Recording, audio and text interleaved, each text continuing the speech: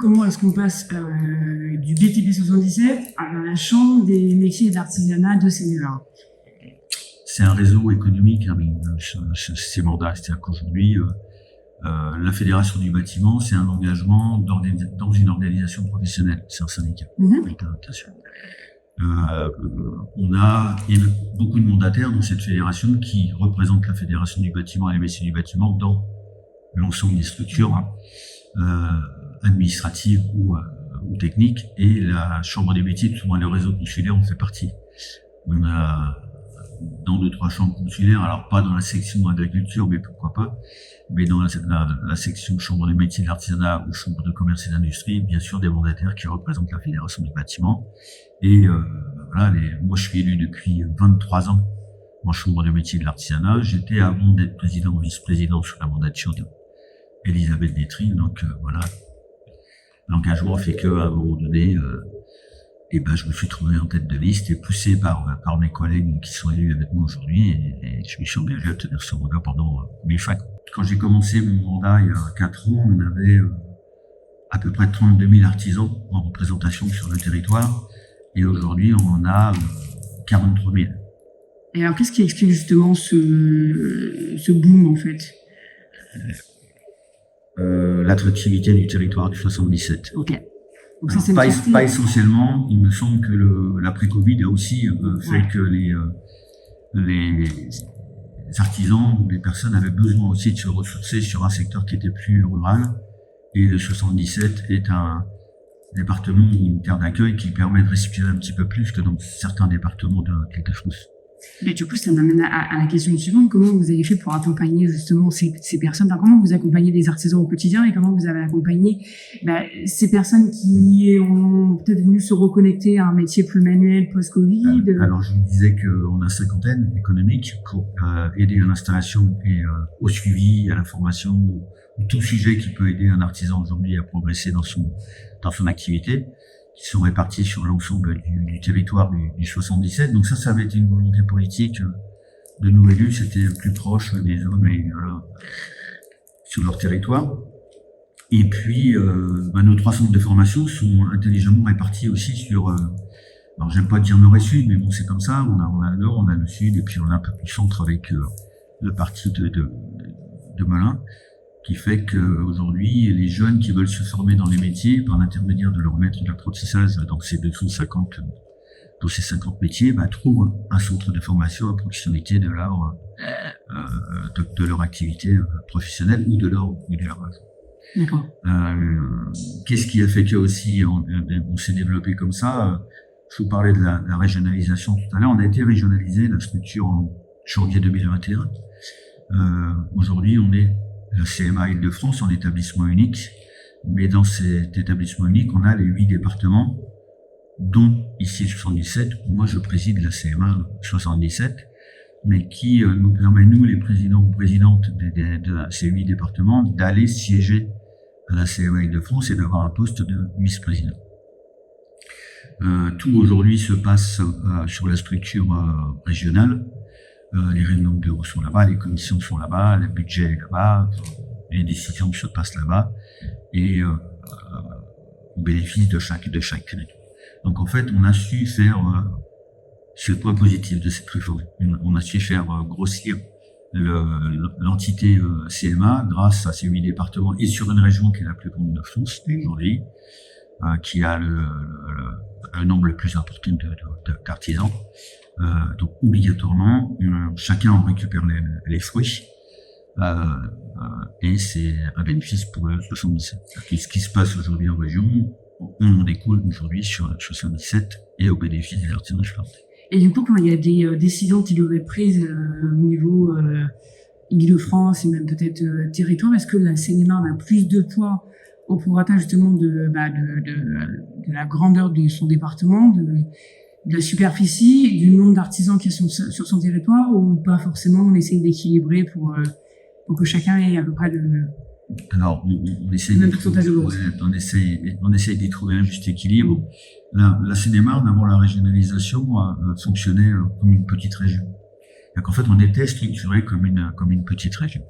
Je compare ça un peu à la Fédération du bâtiment, où on était déjà structuré comme une petite région et où, au niveau de l'Île-de-France, vous avez l'ouest les trois départements d'ouest, le centre avec Paris, 92, 93, 94, et le territoire du 77 sur une entité entière. Donc la Chambre des métiers fonctionnait à peu près de la même manière et a su se développer. C'est le seul département, on a 50 et on a 3 centres de formation, parce que ça a été la volonté à l'époque politique des élus, avec le soutien de la région Île-de-France, du département et des collectivités publiques à l'époque. C'est un petit peu plus compliqué maintenant par les compétences qui sont redistribuées, mais on a su tirer nos cartes d'enjeu à une période où il fallait le faire, et aujourd'hui on en tire tous les bénéfices. Donc ce savoir et ce développement qu'on a pu avoir du 77, on le met au service aujourd'hui de nos collègues d'autres départements qui sont loin d'être mauvais. Il y en a qui fonctionnaient aussi un petit peu comme nous, mais ça nous permet de mutualiser l'ensemble aujourd'hui de nos avancées et puis d'imposer un peu le 77, mais on est très prudent. On est très prudent maintenant parce que on fait un établissement aujourd'hui unique et il est normal qu'on puisse chacun bénéficier des avancées des autres. En fait, nous, on bénéficie aussi d'avancées de certains départements et puis on en découle cette action sur notre territoire. Et la mutualisation, ça apporte aussi beaucoup de bien. Et du coup, donc voilà, vous êtes vraiment très fiers de votre département. L'artisanat représente quelle part économique en fait sur le département aujourd'hui? Est-ce que ça a augmenté par rapport aux dernières années? Je crois comprendre que oui. Mais du coup, aujourd'hui, économiquement, ça pèse quel poids en Seine-et-Marne? Ah, vous voulez une comparaison par rapport à l'Île-de-France? Non, vraiment, par rapport à d'autres corps de métier, en fait, en Seine-et-Marne, l'artisanat en tant que tel. À peu près 35%, je crois. Oui, sans me dire. Ah oui, c'est quand même normal. Ouais. Ah oui, d'accord. Ok. Oui, c'est une part économique importante. Vous les avez en chiffres, je vais me servir un peu de ma mémoire aussi, mais on a des chiffres économiques qui sont assez récents. C'est qu'aujourd'hui, quand on rencontre des collectivités publiques ou des élus, on a besoin de se justifier sur un poids économique ou de chiffre d'affaires. D'accord. Okay. Là, on a déterminé un poids de chiffre d'affaires de l'Île-de-France réparti sur l'ensemble des territoires. La Seine-et-Marne, au niveau de l'artisanat, c'est 5 milliards de chiffre d'affaires. Quand même, voilà. D'accord. Je me trompe pas. D'accord. Et c'est en augmentation, du coup? Oui. Ok. Donc, ce qui veut dire que c'est un domaine professionnel qui est attractif, qui recrute, qui donne envie. Bien sûr. Alors, du coup, alors peut-être que ma question, elle est peut-être bête, je sais pas, mais on dit souvent que les jeunes, c'est toujours compliqué de mettre entre guillemets les moments conduits, qui sont un petit peu plus tirés-au-frein qu'avant.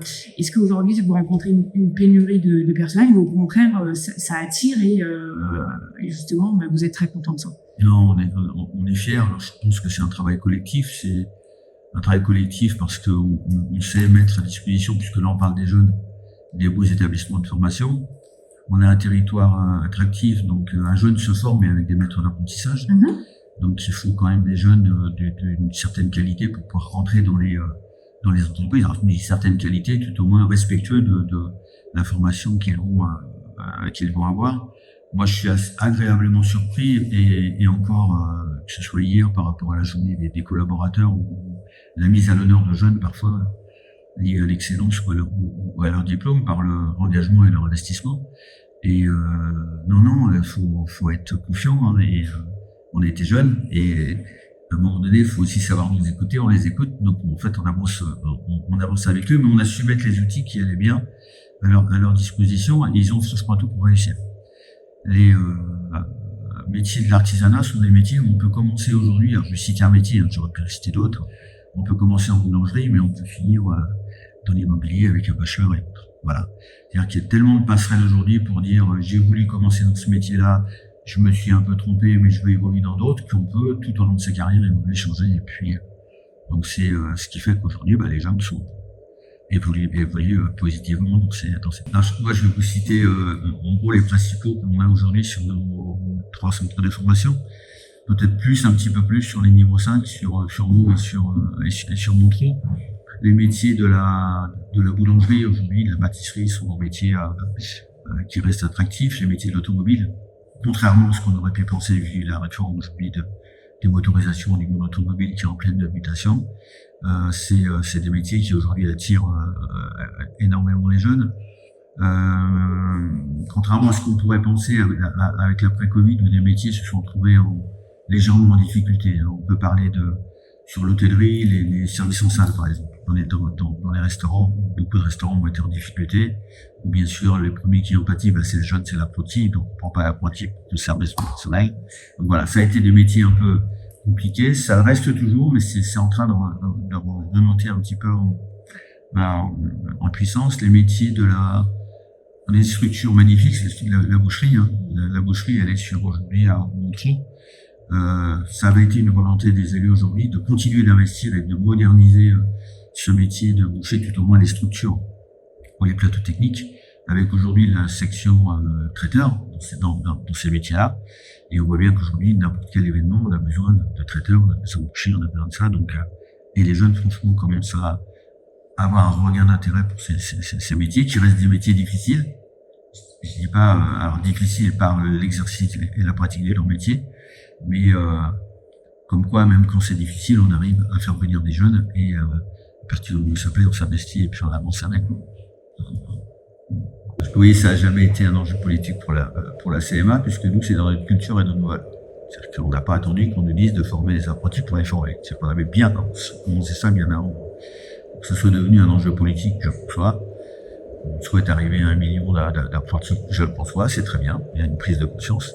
Sauf que nous, cette prise de conscience, on l'a depuis quelques années. Sinon, on n'aurait jamais développé ces outils de formation, puis on a su les développer.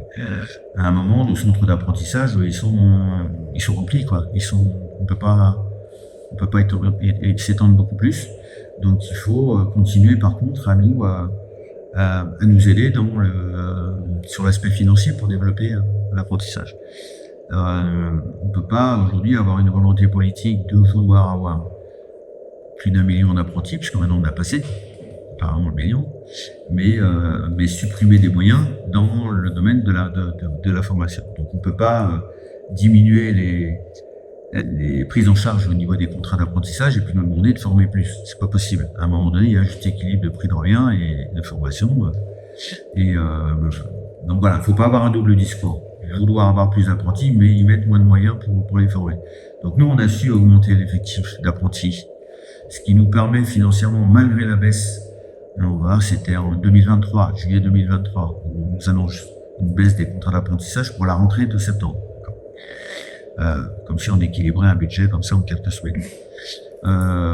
Donc il a fallu, ça a été compliqué financièrement sur les rentrées financières qui sont aujourd'hui régionales. C'est-à-dire que nous, sur nos 3 établissements, on s'en sortait pas trop mal, mais après on mutualise avec les autres établissements de l'Île-de-France. Donc l'équilibre devient un peu plus précaire. Donc ce double discours, voilà, faut y faire attention.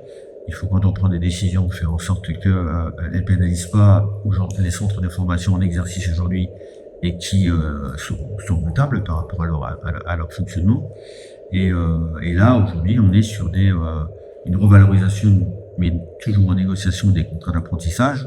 Ça devrait être effectif au 1er janvier et on espère qu'enfin ça arrivera, où on est sur du plus 6, plus 7% sur les contrats d'apprentissage des niveaux 5.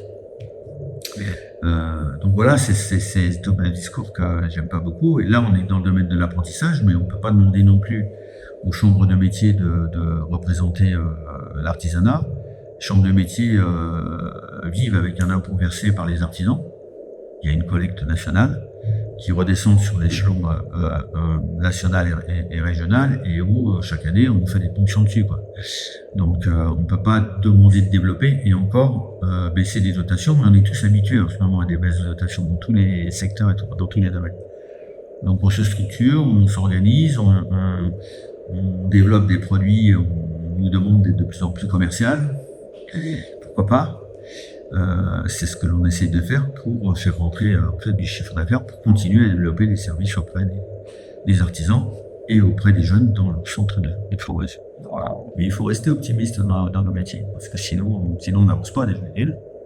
Et puis moi j'aimerais bien terminer par une note d'optimiste mi-mandat. Je pense qu'on aura tous fait du mieux qu'on peut pendant cette mandature.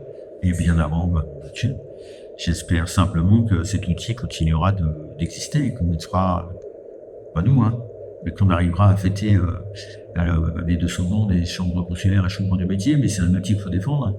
C'est un magnifique outil au service de la vie économique et de l'artisanat. Il faut le faire, tout au moins nous, que ce soit au niveau départemental ou au niveau aujourd'hui régional, on fait tout.